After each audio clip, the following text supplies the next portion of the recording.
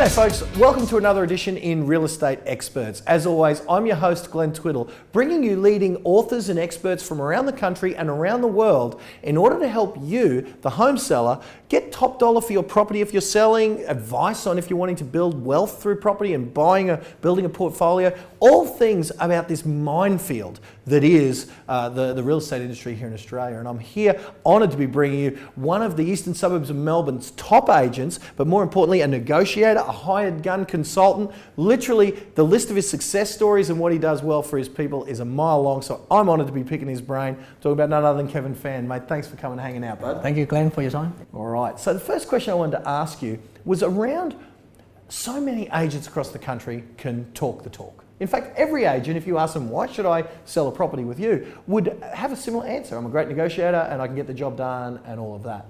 How do we find the difference between someone who talks the talk, because we know that they can't all be telling the truth, because the real estate industry doesn't have the best reputation.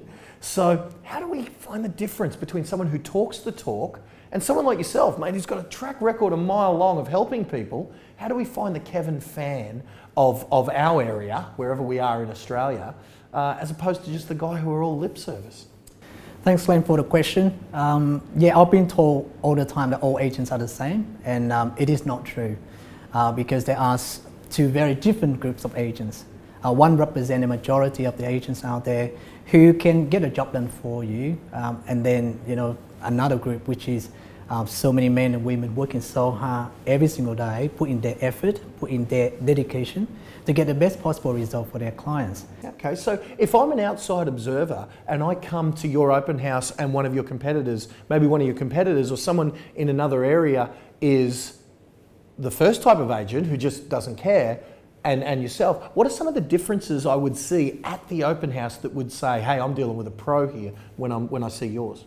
Very interesting. When you come to the open for inspection, first thing to look at if the agent is friendly, are they helpful, and are they able to answer some of your questions? And I'm talking about some very general question about the property. Wow, I would have thought that was just just par for the course, yeah? like something like the land size of the property, the age of the property, or the council rate, because most of the agent would not have enough information to about the property they are selling. Wow.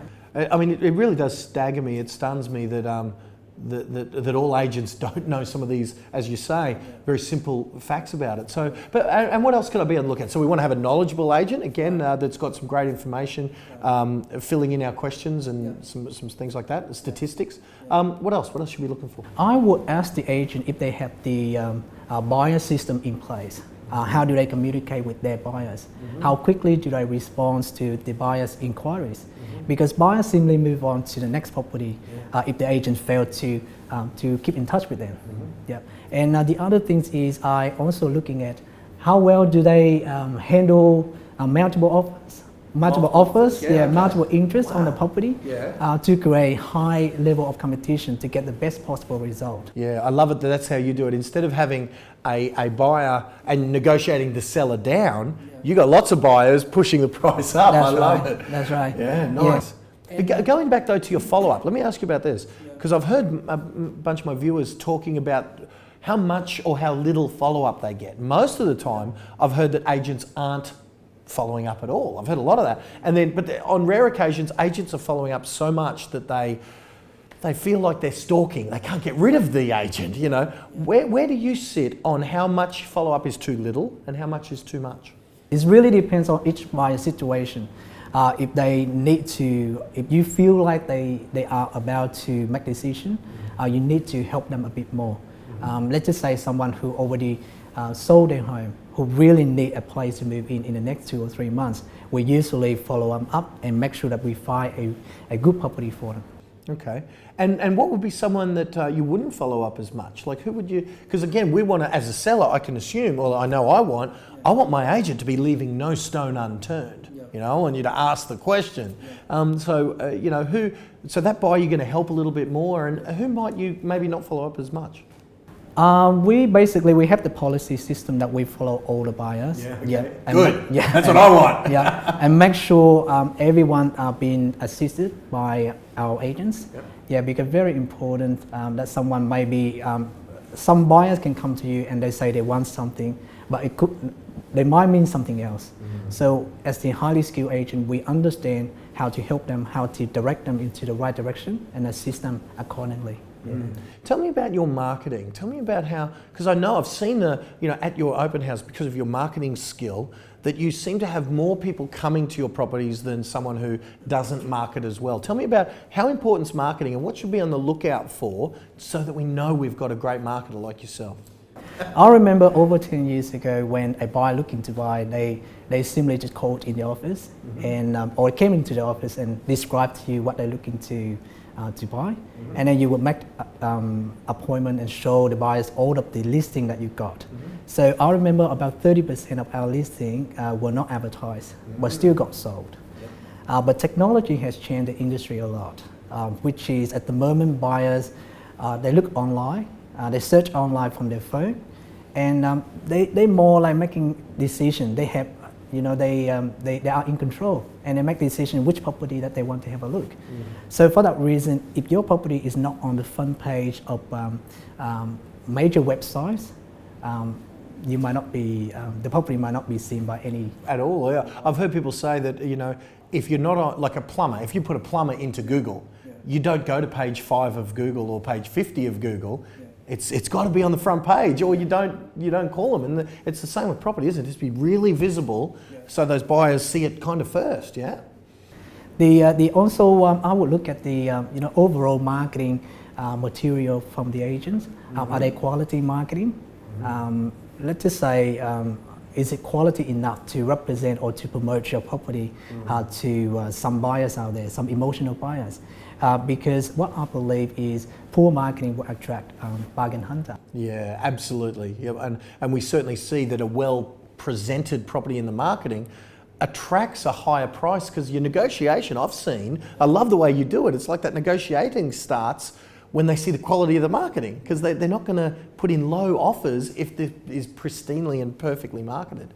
So it's a credit to you, mate. Let me ask you about this. Some agents are so cheap, it's like they're working for a seller for free. And yet some agents are so expensive, it's like it's a year's wages just for their fee. And everywhere in between. Now, I know you're not the cheapest agent in the market, and nor are you the most expensive. Tell me about what our viewer can expect. How do we know we're paying too much or too little for a real estate agent? Right. As I mentioned earlier, most people believe all agents are the same. And that's why when it comes to, when a seller looking for an agent, and they don't understand the difference between every agent, so they would choose an agent based on the agent fees. And of course, lower is better. And because of that, real estate agent profession is the same with any other profession. Well, the agents set their fees based on their skill, their experience, their knowledge of the area, and also their track record. So when someone looking for a low fees agent, they will not find the best agent. Yeah. And what does that result in for the seller? Like, say a seller does think that all agents are the same and they choose one that's cheapest, what's that going to do to them long term that's going to be maybe not so good for them? Usually those agents would come in and promise a really high price to get the business, and also offer very low fees for to get the job done for the clients. And the difference between the two agents could be about 1%, and we are talking about between $5,000 to $10,000. But the end result could be anything, $100,000 in result. So yeah, it looks like it could be a pretty expensive discount in that case. But you mentioned something about promising a high price. I know that in your book, you call it buying the listing. Can you tell me what is buying the listing, and why is it such a mistake that you've seen other sellers make in other agencies? Why is it a mistake, and how does it cost sellers so much money that you put so much time and effort into it in your book? Unfortunately, some agents still operating their business this way. So they have their own system as well, but the system in place to work on this seller. So basically they promise high price, and then they start claiming the market, then they start claiming the property, and then start claiming the buyers. So eventually when the vendors get really tired, just want to get it sold, they will get sold under market value. And to me, I just thought it's cost the vendor hundreds of thousands of dollars. Yeah, wow. And so tell me, as far as the timing is concerned, tell me about the marketing cycle, because I've seen you write about this where, you know, it's those first couple of weeks of marketing where the property's fresh that is so crucial. How does buying the listing impact to those first couple of weeks? Yeah, because buying listing basically is overpriced listing, and the first 2 weeks are critical.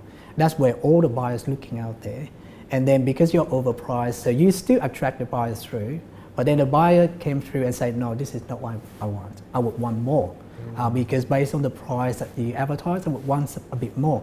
And after 2 weeks, the property stay on the market a bit longer. So this time, some new buyer come through and say, okay, this property hasn't been sold in the past few weeks, so I can try to put in the low offer, see what happens. So it just hurts the seller's end price, yeah, at the end of the day. Wow. The other thing about the fees, when you know, the fees could be a little bit different from one agent to the others, but when you interview with an agent, that their fees are a little higher than the rest, but they are able to prove to you their track records and able to justify that they are the best chance for you to get the best possible result, I suggest to go with them. Yeah. Because the agent, when the agent know what they can do for you, they know their value, and if they're willing to defend their value, their fees, they're more likely be able to do the same thing for you when it comes to negotiation on your behalf. Oh, definitely, and that's one thing I see, that as soon as imagine if you go with someone and you can talk them down on their own fee.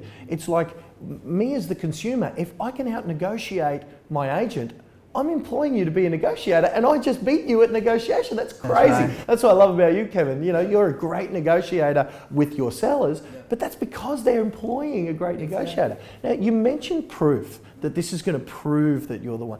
What sort of proof can you offer? Like when you say track record, how can we know that someone isn't just saying they've got all this experience? Because we know in this industry, agents come, stay 6 months, and agents go. It's like everyone's a rookie. How do we know we're dealing with someone with a track record? What sort of proof? Well, like what would you use if someone says, Kevin, how long have you been in the game? How many sales you made? What's sort of your answer to that?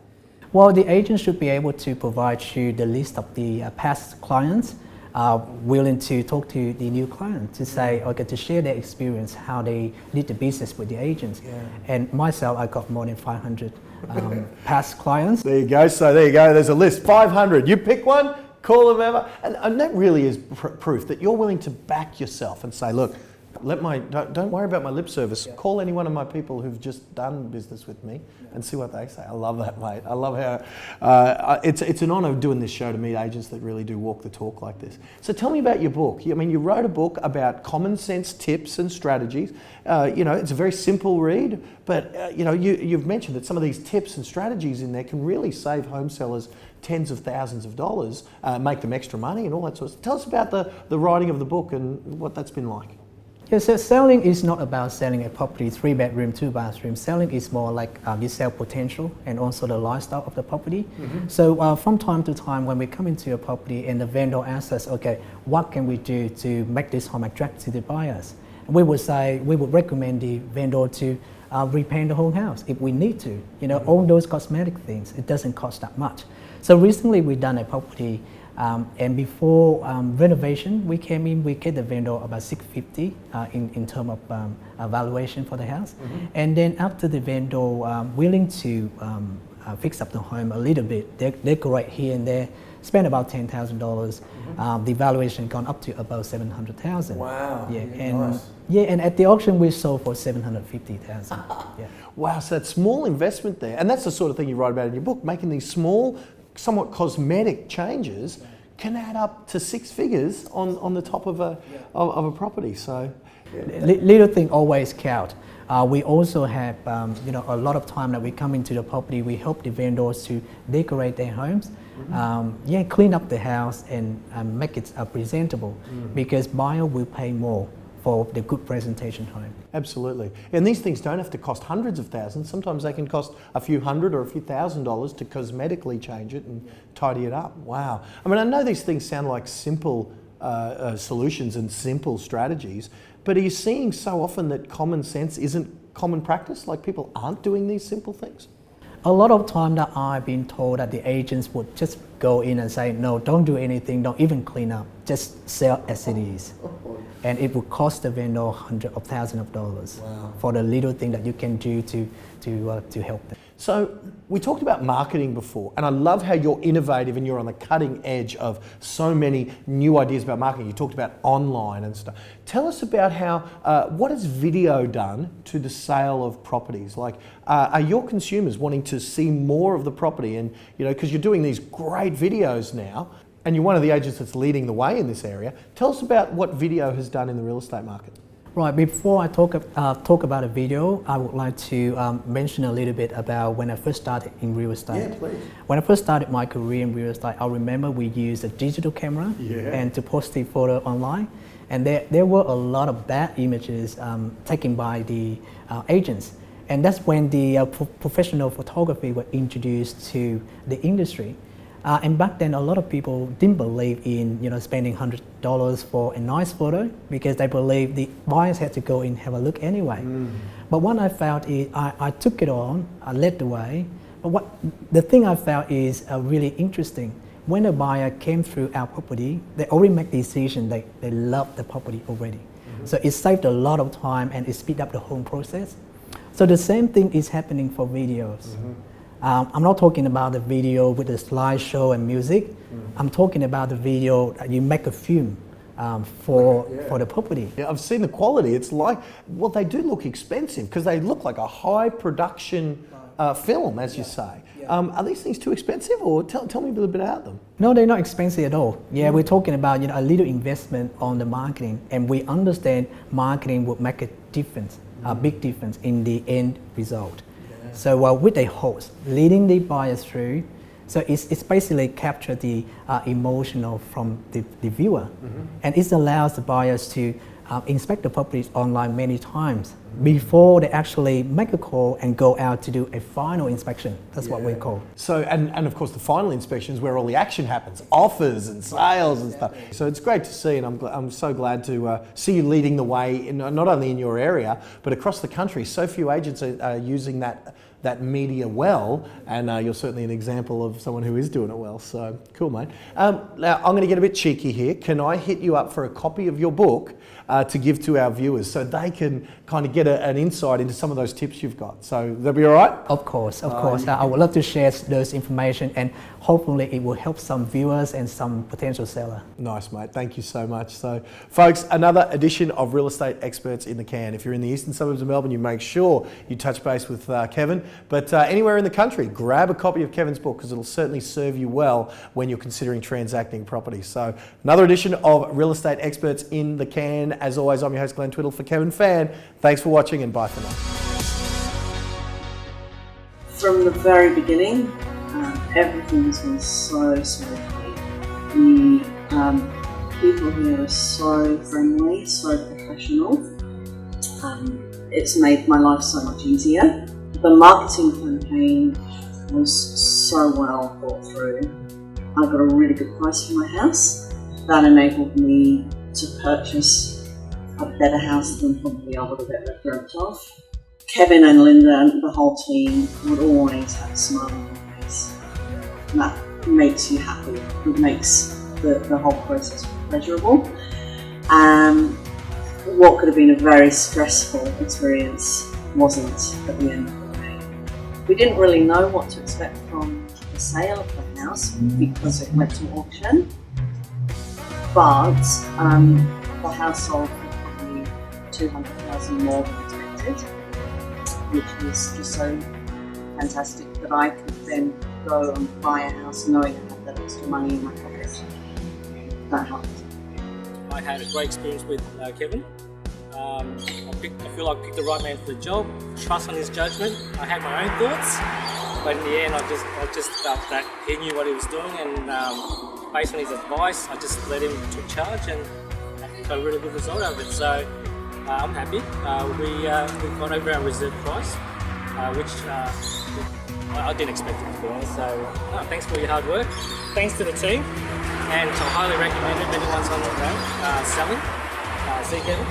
Investment property, you've got a rental property you put on the market, by all means, see Kevin as well. So we'll look after you. Hi, I'm Tina. I've just sold my house using Nexus Real Estate. A long time ago we were thinking about selling, but we were really unsure about it.